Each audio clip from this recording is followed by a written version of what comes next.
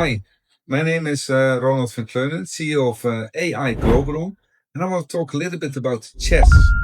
Very intriguing game, right?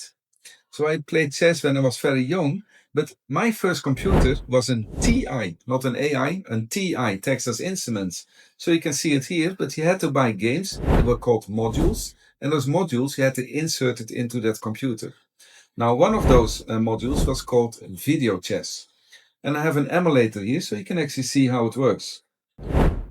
So the computer was from 1981, the one I'm showing this, but the game, video chess, was from 1979. So that's a long time ago, right? Very intriguing game. Where you could play against a computer, like I'm showing over here. Alright? So it took a long time, but very powerful that time already to play against a chess computer.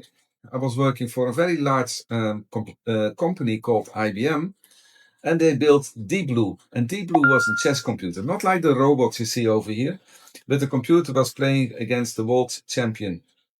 And the amazing part was that the computer, Deep Blue, won the game over a human. So the machines were taking over. Amazing, right?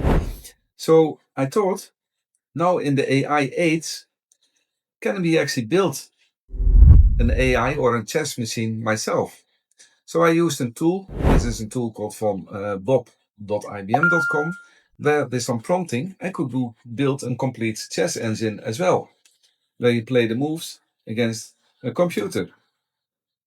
So how does it relate to Globeron? We provide training and we want to teach people about AI.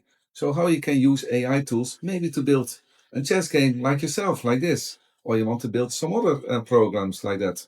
So we look forward to stay connected to you and engage on artificial intelligence.